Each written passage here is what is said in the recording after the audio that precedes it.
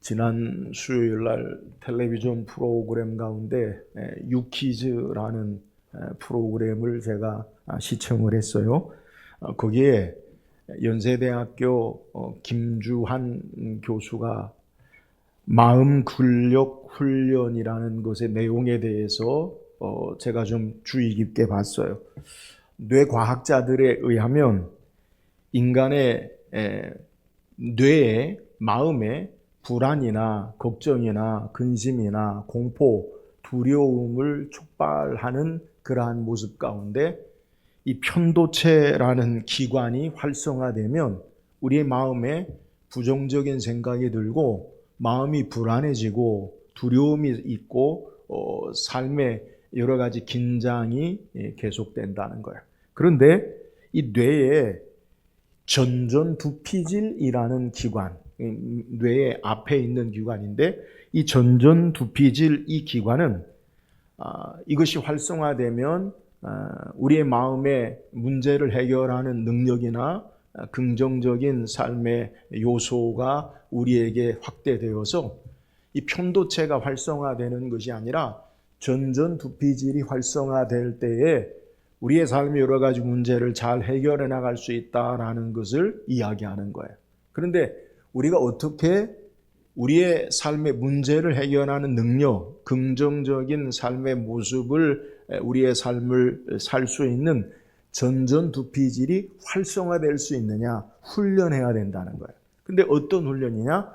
타인과의 관계 속에서 감사하고 사랑하고 존중하고 용서하고 이런 훈련을 반복하면 우리의 전전두피질이 활성화되어서 인간적인 관계가 개선이 되고 삶의 문제를 해결하는 능력, 그대로 이야기하면 수학 문제를 풀 때 더 잘 풀린다는 거예요. 그렇게 이야기하는 것을 보았어요. 감사, 존중, 타인과의 용서, 사랑 이런 것이 우리의 삶을 치유하고 행복하게 한다라고 그렇게 이야기해요. 이와 같은 맥락의 책이 있습니다. 소망을 이루어주는 감사의 힘이라는 제목의 책이 있어요. 2000년대 초반에 나와서 2024년에도 다시 재판된 그러한 내용인데 책인데 정신치료 전문가인 넬로 씨와 넬슨이라는 사람이 지은 책이에요. 제목이 뭐냐면 소망을 이루어주는 감사의 힘. 그래서 말 그대로 감사의 힘으로 삶의 문제를 해결하고 또 긍정적인 여러 삶의 변화를 가져오게 하는 것, 그것이 바로 감사다라고 그 책의 내용에서 소개하는 거예요. 하나님 나라에 예수 믿고 구원받은 하나님 나라의 백성의 삶의 특징을 한 가지 이야기해 보라고 한다면 그것은요, 감사를 빼놓고 말할 수 없어요. 마틴 루터는 말하기를 마귀에게는 없는 것이 있다. 그것은 감사다. 왜냐하면 감사는 하나님께 속한 것이고 불평은 마귀에게 속한 것이기 때문이다라고 그렇게 이야기해요. 그러니까 하나님 나라의 백성의 하나님께 속한 자들의 삶의 모습의 특징이 뭐냐? 그것은 바로 감사다라고 우리에게 소개하는 거예요. 오늘 추수감사주일을 통해서 우리가 하나님 앞에 감사로 예배할 뿐더러 우리의 삶이 하나님 앞에 감사하는 하나님 나라의 백성의 삶을 사는 저와 여러분 되기를 주의 이름으로 축원합니다. 오늘 함께 읽은 본문의 내용은 바울이 골로새 교회 성도들에게 편지한 내용 가운데 우리는 골로새서 3장을 묵상하길 원해요. 바울 서신의 특징이 있는데요. 바울 서신의 특징을 살피면 대부분 앞부분에서는 신앙적인 교리적인 면을 설명하고 뒷부분에서는 그 신앙의 교리의 실천적인 면을 우리에게 말하고 있어요. 그래서 오늘 골로새서도 1장, 2장에서는 예수 그리스도로 말미암아 구원받은 하나님 백성이 어떤 자들인가? 우리가 어떤 자들인가? 내가 누구인가? 이걸 아는 거예요. 그리고 나서 3장에서부터는 이제 예수 그리스도로 말미암아 하나님의 자녀된 자, 부활의 능력을 가진 자들의 실제의 삶의 모습에 대해서 구체적인 삶의 모습을 우리에게 소개. 간단하게 우리가 골로새 3장 전체를 시간상 읽지 않았지만 3장 1절에는 그러므로 너희가 그리스도와 함께 다시 살리심을 받았으면 위의 것을 찾으라. 거기는 그리스도께서 하나님 우편에 앉아 계시느니라. 하나님의 자녀들 구원받은 자들은 어떤 자들이냐? 이제 땅의 것으로 사는 자들이 아니라 위의 것, 하늘의 것을 구하고 찾는 자들이다. 이렇게 소개해요. 그리고 골로새서 3장 3절에 이는 너희가 죽었고 너희 생명이 그리스도와 함께 하나님 안에 감추어졌습니다. 우리 옛사람은 죽었고 우리 안에 그리스도의 하나님의 생명이 있는 자들이다. 이렇게 이야기하고요. 또 골로새서 3장 9절 10절에 보니까 너희가 서로 거짓말을 하지 말라. 옛사람과 그 행위를 벗어버리고 새 사람을 입었으니 이는 자기를 창조하신 이의 형상을 따라 지식에까지 새롭게 하심을 입은 자니라. 자, 구원받은 하나님의 자녀들은 어떤 자들이냐? 땅의 것으로 사는 자들이 아니라 하늘의 것, 위의 것을 찾는 자들이요. 위의 것을 찾는 자들은 예수 생명이 그 안에 있는 자들이요. 이렇게 위의 것을 찾고 예수 생명이 있는 자들은 옛 사람을 벗어버리고 새 사람을 입는 자들이다라고 우리에게 소개해요. 완전히 새로워진 자가 하나님의 자녀예요. 예수 믿는다는 것 제가 늘 말씀드립니다. 우리의 일상의 삶을 그대로 행하다가 교회 다니는 것으로 예수 믿는 게 우리의 삶의 모습이 아니에요. 우리의 삶이 근본적으로 새롭게 된 새 사람 된 자임을 우리에게 소개하는 거예요. 그리고 구체적으로 이렇게 새 사람 된 자의 삶의 모습이 어떠해야 되겠느냐라는 것을 우리가 읽은 본문의 12절에서부터 17절까지 우리에게 소개해요. 12절에 보니까 그러므로 너희는 하나님의 택하사 거룩하고 사랑을 받은 자처럼 긍휼과 자비와 겸손과 오래 참음을 옷 입고 그리스도 안에 새 사람 된 삶의 특징이 뭐냐? 하나님의 모습을 닮은 자다라는 거예요. 여러분 우리는 이제 예수 믿고 구원받아서 땅의 것으로 이 땅에 우리의 삶이 사는 자가 아니라 하나님의 하늘의 것을 찾는 자요. 그리스도의 생명이 우리 안에 있는 자요. 새 사람을 입은 자들로 어떻게 사느냐? 하나님의 모습을 닮은 자로 살아라. 이것을 소개해요. 그리고 13절에서는 주께서 용서하신 자처럼 용서하는 삶을 사는 자다. 새 사람 된 자들은 용서하며 사는 자들이. 주께서 우리를 용서하셨듯이 용서하시는 것. 예수님이 가르쳐준 기도 가운데 우리가 우리의 죄를 사하여 준 것 같이 우리의 죄를 사하여 주옵시고 우리는 용서하며 사는 자들. 14절에는 여기에 사랑을 더하는 삶의 모습, 이것이 하나님 나라의 구원받은 자의 삶이요. 15절에서 17절까지는 길게 그 가운데 감사하는 자의 삶의 모습임을 우리에게 소개해요. 다시 골로새서 3장에서 우리에게 예수 믿고 구원받은 자들은 위의 것을 찾는 자요. 예수 생명이 그 안에 있는 자요. 새 사람 된 자의 삶의 모습으로 우리는 어떻게 사느냐? 하나님의 모습을 닮아지는 자의 삶의 모습으로 살고 용서하는 자의 삶을 살고 사랑하는 자의 삶을 살고 감사하는 자의 삶을 살아라. 그런데 오늘 우리가 읽은 하나님 나라의 자녀의 삶의 모습, 새 사람 된 입은 자의 삶의 12절에서 17절까지 가장 많은 구절 가운데 우리에게 바울이 이야기하는 게 뭐냐? 15절에서 17절까지 감사에 대해서 소개하고 있어요. 자, 예수 믿고 구원받은 자, 위의 것을 찾는 자, 예수 생명이 그 안에 있는 자, 그리고 새 사람, 옛사람, 죄악된 옛사람을 벗어버리고 새 사람 된 자의 삶의 모습의 특징이 뭐냐? 하나님 모습을 닮아져라, 용서하는 삶을 살아라, 사랑하는 삶을 살아라, 그리고 가장 많이 감사하는 삶을 살아라. 앞에 소개한 연세대학교 김주한 교수가 말하기를 우리의 뇌, 마음의 근력 훈련, 마음을 단단하게 하는 훈련 가운데 전전두피지들 활성화하는 것 가운데 핵심의 모습이 뭐냐? 감사와 사랑과 용서 다 들어가 있어요. 저는 특별히 오늘 그리스도의 새 사람을 입은 저와 여러분이 감사에 대해서 오늘 추수감사주의를 맞이해서 바울이 증거하는 감사하는 삶의 모습이 무엇인지 우리가 말씀 묵상하고 우리가 감사함으로 하나님 나라의 백성의 삶으로 이 땅의 삶을 사는 귀한 은혜가 있기를 주의 이름으로 축원합니다. 그렇다면 예수 안에 새 사람 된 감사하는 삶의 모습이 뭐예요? 15절 읽어보세요. 15절입니다. 시작. 그리스도의 평강이 너희 마음을 주장하게 하라. 너희는 평강을 위하여 한 몸으로 부르심을 받았나니 너희는 또한 감사하는 자가 되라. 바울은 먼저 새 사람을 입은 하나님 백성은 그리스도의 평강이 너희 마음을 주장하게 하라. 이 말은 그리스도의 평강이 너희 마음을 다스리는 삶을 사는 것을 우리에게 소개해요. 여기서 말하는 그리스도의 평강이 뭡니까? 세상의 평강과 다른 거예요. 그리스도의 평강이 어디에 나타납니까? 예수님께서 십자가 지시고 부활하신 영광의 몸으로 제자들에게 문들을 닫고 두려워 떨 때 찾아가셔서 첫 번째 부활하신 예수님께서 첫 번째 내뱉으신 말이 뭐냐? 너희에게 평강이 있을지어다. 두려워하지 말라. 너희에게 평강이 있을지어다.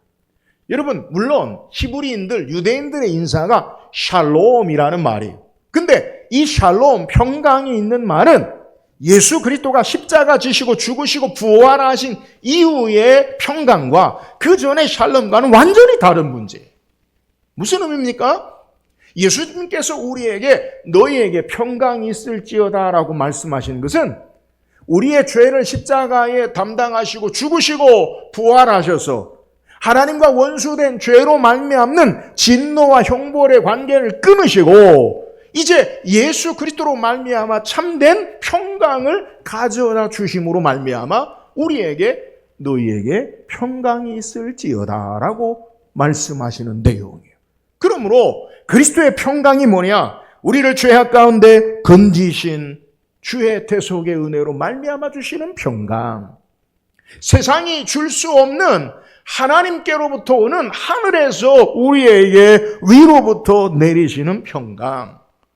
세상의 여러 가지 환난이나 어려움과 삶의 문제 가운데 파묻혀서 거기에 있지 아니하고 주님이 우리를 주장하고 다스리는 어떤 것에도 흔들리지 않는 주님이 주시는 참된 평강으로 근심하지 않고 사는 그 평강을 우리에게 말씀하는 거예요. 오늘 예수 믿고 구원받은 자의 특징이 뭐예요? 예수 그리스도로 말미암아 우리에게 주시는 평강의 삶을 사는 것임을 믿으시기를 주의 이름으로 축원합니다. 또한 이 평강 가운데 한 몸으로 부르심을 받았음을 우리에게 소개해. 우리가 평강 가운데 한 몸으로 부르심을 받았다. 이 의미가 뭡니까? 골로새서 1장 18절에 보니까 그는 몸인 교회의 머리시라. 그가 근본이시요 죽은 자들 가운데서 먼저 나신 이시니 이는 친히 만물의 으뜸이 되려 하심이요. 그는 몸인 교회의 머리시라. 자, 너희 몸의 평강을 이루라라는 말은 믿음의 공동체 안에, 교회 안에 평강의 삶을 사는 것을 우리에게 소개해. 우리가 어떻게 그리스도의 평강 가운데 살고 우리가 어떻게 주님의 인도하심 가운데 평강 가운데 하나 될 수 있느냐. 오늘 바울은 또한 감사하는 자가 되라라고 말하면서 우리의 삶이 적극적으로 감사하는 삶으로 하나님의 평강을 맛보고 감사하는 삶으로 그리스도의 평강이 공동체 가운데 주장하는 삶을 살 수 있음을 우리에게 소개하는 거예요. 다시 말하면 주님의 평강을 우리가 어떻게 실제로 삶 가운데 경험하느냐? 주의 은혜 앞에 감사하는 삶이 주님의 평강을 누리고 감사하는 삶이 공동체를 하나 되게 하는 은혜라는 것을 우리에게 소개하는 거예요. 여러분, 내가 하나님 앞에 감사할 때 우리 마음에 평강이 찾아와요. 우리가 서로를 향해 감사할 때 우리의 마음이 하나 되어서 주의 뜻을 이루는 역사가 나타나는 것을 우리에게 소개하는 거예요. 앞서 소개한 연세대학교 김주환 교수의 말이나 소망을 이루어주는 감사의 힘, 그 책에도 내용이 뭐냐? 감사가요, 그냥 감사로 머물지 않고 삶의 활력과 에너지가 된다라고 말해요. 감사가요, 삶의 활력과 에너지가 된다. 여러분, 감사하는 삶 가운데 감사의 에너지가 전달되고 감사하는 사람으로 더욱더 인간관계가, 우리의 삶의 관계가 긍정적인 관계와 행복으로 나아간다라고 소개해요. 제가 깜짝 놀란 게요, 여러분 한번 보세요. 그 김주환 교수가 이야기할 때 인간의 행복은 자신에게 있지 않고 소유에 있지 않다. 다른 사람과 관계에 있다. 그 관계가 어떤 관계냐? 여기에 따라 우리의 삶에 행복이 주어진다라고 소개하고 있는, 소개하는 것을 기억해야 돼. 나의 삶이 그리스도의 평강 가운데 살고 우리가 함께하는 공동체, 직장이든지 마찬가지. 우리의 신앙의 모습 가운데 평강을 이루는 삶은 바로 감사의 삶이다라는 것을 우리에게 소개하는 거예요. 그럼 반대로 감사하지 못하면 어떤 일이 일어납니까? 민수기 11장 보면 이스라엘 백성이 광야에서 여호와의 불이 진영에서 일어나서 사람들이 죽는 불행한 사건을 소개하고요. 또 탐욕의 모든 기브롯 핫다와라는 욕심으로 말미암아 사람들이 죽어나가는 사건을 성경이 소개해요. 그 이유가 뭐냐? 민수기 11장 1절에 보면 여호와께서 들으시기에 백성이 악한 말로 원망하며 여호와께서 들으시고 진노하사 여호와의 불을 그들 중에서 붙여서 진영 끝을 사르게 하시매. 백성이 악한 말로 원망하고, 원망하다, 되새기다, 중얼중얼거리다, 불평하다, 그런 말이. 이스라엘 백성이 원망하고 불평함으로 말미암아 여호와의 불이 그들을 사르고 탐욕의 무덤에 불행한 것을 성경이 우리에게 소개해요. 여러분, 감사가 우리에게 삶의 에너지가 돼요. 타인에게도 에너지. 마찬가지. 불평도 삶의 파동이 뭡니까? 마치 물결이 계속 퍼져나가는 것. 에너지가 되어서 여러 사람에게 영향을 주듯이 불평도 원망도 같은 에너지로 주변에 영향을 일으켜요. 나를 망하게 하고 공동체를 허무는데 원망과 불평이 파동으로 에너지가 되어지고, 나를 평강으로 세우고 공동체를 세우는 감사가 우리의 삶의 파동으로 에너지로 행복하게 하는 것을 우리에게 소개해요. 감사하지 못함으로 그들이 망하고 공동체에 해를 끼치는 것을 우리에게 소개하고, 감사함으로 우리를 하나님의 평화를 맛보게 하고 공동체를 하나 되게 하는 것을 우리에게 소개해요. 그러므로 감사와 불평은요, 삶의 태도, 자세요, 습관이에요. 오늘 추수감사주를 맞이해서 사랑하는 여러분, 우리가 날마다 하나님 앞에 감사함으로 그리스도의 평강이 우리 안에 풍성하고, 감사함으로 우리가 하나 되어 주의 선한 역사를 이루는 귀한 은혜가 있기를 주의 이름으로 축원합니다. 그래서 우리가요, 감사하는 훈련을 하세요. 감사하는 훈련. 할 수 있으면 여러분 입술로 불평이나 원망의 일을 하지 말고 감사하세요. 여러분, 불평과 원망도 다른 사람에게 해가 되고요, 영향을 주고요. 감사도 우리의 삶의 관계를, 우리의 삶의 긍정적인 삶의 에너지가 되는 삶의 모습이 된다는 거예요. 여러분이 여러분의 삶을 통해서 타인에게 어떤 영향을 끼치길 원해요. 우리가 인간관계에서 어떤 사람을 만나면 좋은 친구 광고 같은데 만나면 좋은 사람이 있어요. 근데 어떤 사람은요, 만나면 흔히 그러죠. 이런 말에 죄송해요. 야, 기가 빨린다. 막 힘들다. 그런 사람 있잖아요. 여러분, 어떤 사람이 되고 싶어요? 오늘 그리스도로 새 사람 된 자들은 감사하는 자들이에요. 우리가 삶에 두세 사람이 모인 것이 교회죠. 또 우리의 삶의 공동체 가운데 함께 서로에게 긍정의 에너지, 평강으로 주께서 역사하시는 감사의 삶으로 하나 되어서 주의 역사를 행하는 저와 여러분 되기를 주의 이름으로 축원합니다. 또 우리가 어떻게 감사해야 합니까? 16절 읽어보세요. 16절 시작. 그리스도의 말씀이 너희 속에 풍성히 고하여 모든 지혜로 피차 가르치며 권면하고 시와 찬송과 신령한 노래를 부르며 감사하는 마음으로 하나님을 찬양하고. 오늘 16절에 소개하는 내용은 말씀의 풍성함 가운데 가르치고 권하고 시와 찬송과 노래를 부른다라고 소개해요. 이 모습이 뭘까요? 말씀의 풍성함 가운데 가르치고 권하고 시와 찬송과 노래를 부르는 것. 오늘 우리의 예배의 모습에 들어가 있잖아요. 예배를 이야기해요. 그러니까 예배를 감사함으로 하나님 앞에 드리는 것을 우리에게 소개해요. 여러분, 우리의 예배의 중심이 어디 있습니까? 하나님을 향한 감사가 있어야 될 줄 믿으시기를 주의 이름으로 축원합니다. 그러니까 예배는요, 하나님 앞에 감사가 중심이에요. 성경에 구체적으로 예배의 제사의 모습을 성경이 기록한 내용이 있는데요.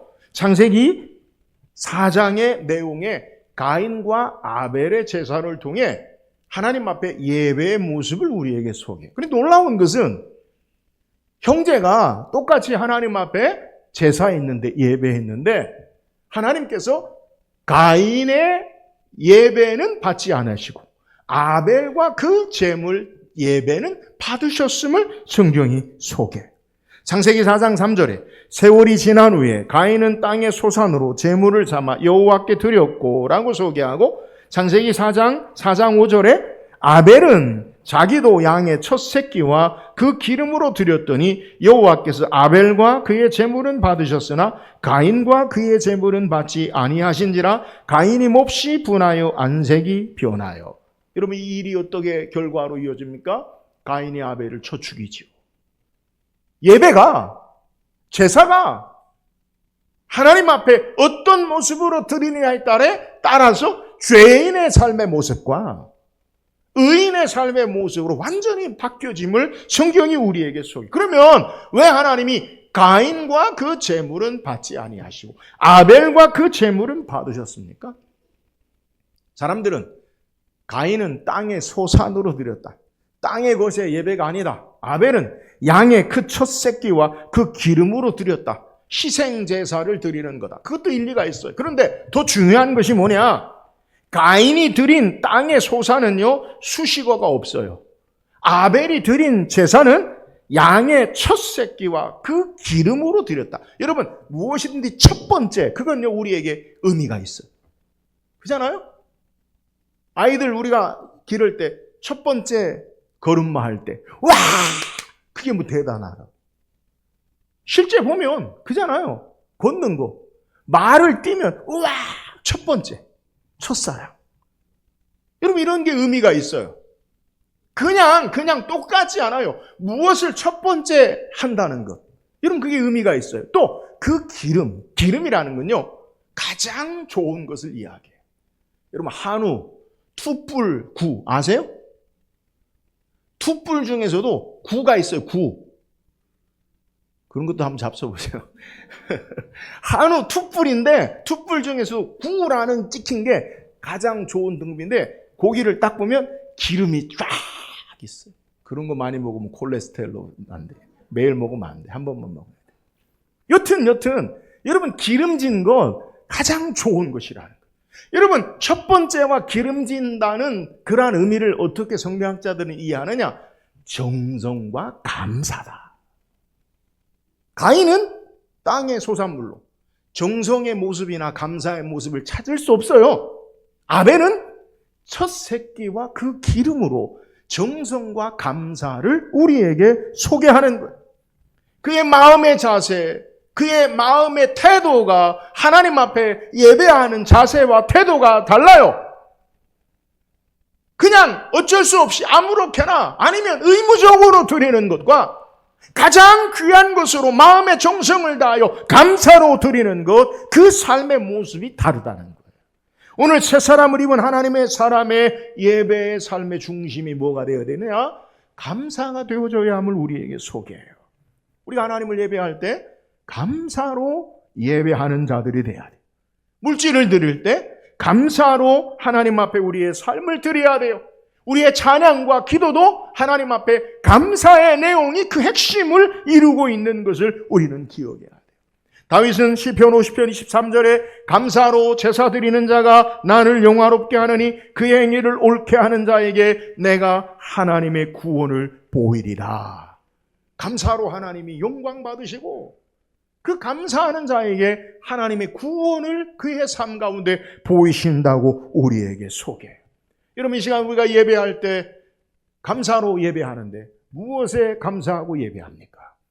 우리를 죄악 가운데 건지시고 구원하신 은혜 앞에 감사하고, 우리가 연약하고 하나님 앞에 설 수 없는 허물 많은 죄인임에도 불구하고 우리를 실어버리지 아니하시고 용납하시고 용서하시고 긍휼을 베푸신 것에 감사하고, 이 땅의 것으로만 사는 자들이 아니라 하늘의 영광의 기업의 소망을 바라보고 살게 하심에 감사하고, 주님 앞에 감히 눈을 들고 설 수 없는 죄악기에 우리의 죄악이 우리의 물처럼 우리를 둘러덮는 어려움 속에서도 우리를 용서하시고 자녀로 우리를 불러주심에 감사하고, 예배를 통해 말씀을 깨닫게 하사 진리를 보게 하시고 그리스도를 보게 하시고 하나님의 나라를 소망하게 하신 이 은혜 앞에 감사하는 거예요.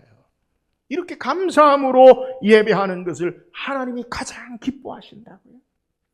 다윗은 시편 69편 30절 31절에 내가 노래로 하나님의 이름을 찬송하며 감사함으로 하나님을 위대하시다 하리니 이것이 속옷 뿔과 굽이 있는 황소를 드림보다 여호와를 더욱 기쁘시게 함이 될 것이라. 여러분, 감사가요 하나님을 기쁘시게 하는 거예요. 사랑하는 여러분, 오늘 우리의 삶이 하나님 앞에 예배로 하나님을 감사하고 우리의 삶의 감사로 예배함으로 하나님을 기쁘시게 하는 복된 은혜가 있기를 주의 이름으로 축원합니다. 또 우리는 어떻게 감사해야 합니까? 17절 읽어보세요. 17절 시작.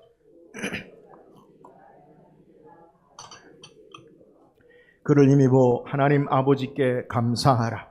새 사람을 입은 하나님의 자녀들의 삶의 모습은 어떻게 감사하느냐?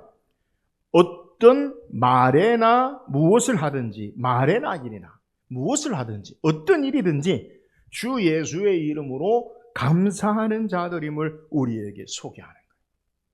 오늘 예수 이름으로 한다. 우리 예수 이름으로 기도한다. 이 말은 예수님을 의지함으로, 예수님을 따름으로, 예수님을 믿음으로, 예수님께 내 삶을 드림으로, 이런 의미예요. 그러니까 우리가 기도할 때마다 예수님의 이름으로 기도합니다. 이 말은 예수를 의지하며 예수를 믿음으로, 예수를 따름으로 우리의 삶이 하나님 앞에 드리는 거예요. 예수님을 따라 예수님께 헌신함으로 말에나 입에나 주님을 드러내고 주님을 의지하고 일하는 거예요. 예수님을 힘입어 우리가 무엇을 해야 되느냐? 하나님 아버지께 감사해라. 예수를 믿음으로, 예수를 의지함으로, 예수를 따름으로 하나님 앞에 감사하는 삶을 사는 것을 우리에게 소개하는 거예요. 우리가 무엇을 하든지 주님과 함께함으로, 예수와 함께함으로, 예수를 따름으로, 예수를 믿음으로 감사할 수 있어요. 그래서 바울은 우리에게 주 안에서 항상 기뻐하라. 주 안에서 하나님 뜻을 따라 우리에게 감사하는 삶을 이야기하는, 예수님을 의지하고 예수님을 통하여 하는 것, 여러분 우리의 삶 가운데 믿음으로 하나님 앞에 감사하라는 거예요. 내가 예수님 의지합니다. 예수님과 함께합니다. 여러분 그게 바로 믿음이에요. 믿음이 있느냐, 믿음이 없느냐, 그것은 내가 주님과 함께하느냐, 주님과 함께하지 않느냐, 이게 믿음의 모습이에요. 우리가 무슨 말이든지 일이든지 행하는 것에 하나님 앞에 모든 것에 감사할 수 있는 것은 주님과 함께하면 감사할 수 있는 거예요. 그리스도 안에, 바울의 특징 서신서에 그리스도 안에서, 이런 특징이에요. 여기에 감사할 수 있어요. 그럼 그리스도 밖에서는 감사가 없지요. 예수밖에 우리의 무슨 소망이 있어요? 예수밖에 우리의 무슨 기쁨이 있어요? 예수밖에 우리의 무슨 삶에 즐거움이 있겠어요? 절망이지요. 그러나 예수 안에 소망이 있고, 할렐루야, 예수 안에 기쁨이 있고 예수 안에 능력이 있음을 알고 기뻐하며 감사할 수 있는 거예요. 주님의 모범을 따르면 요한복음 11장에 예수님의 사랑하는 친구 나사로가 죽었어요. 죽은 지 나흘이 지났어요. 사람들이 나사로를 장사하여 무덤에 장사했어요. 예수님께서 사흘이 지나서 돌로 막아놓은 나사로의 무덤 앞에서 기도하세요. 뭐라고 기도하느냐? 놀라운 기도를 하세요. 요한복음 11장 41절 42절에 돌을 옮겨놓으니 예수께서 눈을 들어 우러러 보시고 이르시되 아버지여 내 말을 들으신 것을 감사하나이다. 항상 내 말을 들으시는 줄을 내가 알았나이다. 그러나 이 말씀하는 것은 둘러선 무리를 위함이니 곧 아버지께서 나를 보내신 것을 그들로 믿게 하려 함이니라. 나사로야 나오너라. 감사하고 믿게 하려 함이라. 그리고 나사로야 나오너라 하니까 수건을, 장사진에서 수건을 둘른 그 배로 동인 그 나사로가요 걸어 나오는 놀라운 역사를 우리에게 소개해요. 예수는 우리에게, 예수님께서 보여주는 것, 인간의 절망이 뭡니까? 죽음이죠. 가장 큰 절망은 죽음이죠. 해결이 안 돼요. 그 무덤 앞에 절망의 죽음 앞에서 예수님께서 행하신 게 뭐예요? 아버지여 내 말을 들으신 것을 감사하나이다. 믿음으로. 내가 이 말을 하는 것은 여기 둘러선 사람들이 믿게 하려 하나이다. 믿음으로 감사할 때 죽은 절망의 나사로가 살아나는 역사가 나타남을 우리에게 소개해. 마가복음 14장에 우리가 지난주에 성찬 예식을 행하는데 예수님 십자가 지기 전 마지막 제자들과 만찬하면서 제자들에게 말씀하시죠. 마가복음 14장 22절 23절에 그들이 먹을 때에 예수께서 떡을 가지사 축복하시고 떼어 제자들에게 주시며 이르시되 받으라 이것은 내 몸이라 하시고 또 잔을 가지사 감사하시고 그들에게 주시니 다 이를 마시매. 예수님께서요 자기가 십자가의 대속의 상징의 몸과 피를 잔과 떡에 비유하시면서 뭐라고 이야기하냐? 축복하시고 감사하시면서. 죽는 게 뭐가 감사해? 고통이 뭐가 감사해? 예수님이 감사하신 이유가 뭡니까? 예수님이 십자가를 앞에 두고 축사하시고 감사하시는 의미가 뭐예요? 예수님은 십자가로 우리의 죄를 담당하시고 우리를 죄악 가운데 구원하시고 죽음의 권세를 이기시고 부활의 생명의 역사를 바라보시고 믿음으로 감사하는 것을 우리에게 소개해요.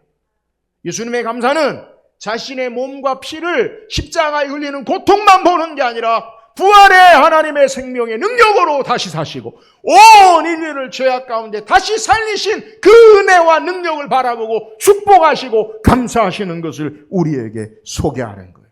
믿음으로 하나님께서 행하시는 놀라운 역사를 바라보고 주님은 수욕과 고통이 감사로 축복으로 변화되는 것을 우리에게 소개해요. 이것이 예수님이 우리에게 주시는 교훈이요 은혜예요. 믿음으로 감사하라. 우리가 하나님 아버지를 신뢰한다면, 그리스도 예수를 온전히 의지한다면, 성령께서 우리 안에 내주하시고 역사하시고 일하심을 믿는다면 우리는 고난 가운데 역경 속에서도 믿음으로 감사할 수 있는 자들이 되는 거예요. 저는 오늘 추수감사주의를 맞이해서 특별히 이 감사가 저와 여러분에게 있기를 바라요. 믿음으로 감사하자는 거예요. 여러분 우리의 삶의 여러 가지 어려움이나 문제들 가운데서 그것만 바라보면 절망이지요. 당장 눈앞에 고통이죠. 어떤 분은 숨쉬기 힘들 정도로 답답하고 어려운 일들을 만나는 분도 계세요. 삶의 문제가 우리에게 그렇게 녹록하지 않아요. 장밋빛 전망으로 있지 않아요. 매일매일 부딪히는 삶의 문제가 경제적인 인간관계에 또 여러 일에 우리에게 문제가 있어요. 그러나 그것만 보지 말고 주님이 나와 함께 하시고 주께서 나를 도우시고 하나님께서 나를 사랑하시고 함께 하시는 그 믿음으로 감사하며 나갈 수 있기를 주의 이름으로 축원합니다. 우리가 무슨 일이 있는지 하나님 앞에 감사할 때 그 감사는요 기적의 역사를 낳아요. 감사가 기적의 역사를 낳아요. 감사가 하나님의 구원의 역사를 가져와요. 무슨 일을 어떤 일을 하든지 말에나 일이나 말에나 일이나 하나님 앞에 감사로 우리의 삶을 삶으로 믿음으로 하나님의 놀라운 은혜 역사를 찬양하고 더욱 감사하는 감사 외 감사가 더 풍성한 능력의 삶을 사는 저와 여러분 되기를 주의 이름으로 축원합니다. 오늘 성경 우리에게 새 사람을 입은 감사에 대해 소개해요. 위의 것을 찾고 그리스도의 생명의 능력의 역사로 우리 옛사람을 벗어버리고 새 사람을 입은 그러한 삶의 모습이 뭐냐? 하나님 모습을 닮아지는 자요, 사랑하는 자, 용서하는 자요, 감사하는 자다. 오늘 우리가 새 사람을 입은 하나님 앞에 감사하는 삶이 뭐냐? 감사로 주의 평강 가운데 승리하고 감사로 우리의 삶의 평강 가운데 하나 되어서 주의 역사를 감당하자라는 거예요. 감사함으로 날마다 하나님 주시는 평강의 은혜가 풍성하기를 주의 이름으로 축원합니다. 우리가 어떻게 감사합니까? 감사로 예배해야 돼요. 하나님 앞에 감사가 예배의 중심이에요. 감사로 하나님을 영화롭게 하고 하나님을 기쁘시게 해요. 하나님이 받으세요. 감사가 우리의 삶에 하나님 앞에 늘 감사로 예배함으로 하나님을 기쁘시게 하고 하나님 받으시는 복된 삶을 살기를 주의 이름으로 축원합니다. 우리가 어떻게 감사합니까? 모든 일에 말에나 일에나 믿음으로 감사할 때 하나님의 놀라운 능력의 역사, 구원의 역사, 기적의 역사 우리에게 있어요. 감사로 우리의 삶을 바꾸고 감사로 우리의 삶을 변화시키고 감사로 하나님의 은혜와 도우심을 간증하는 우리 모든 성도 되기를 주의 이름으로 축원합니다.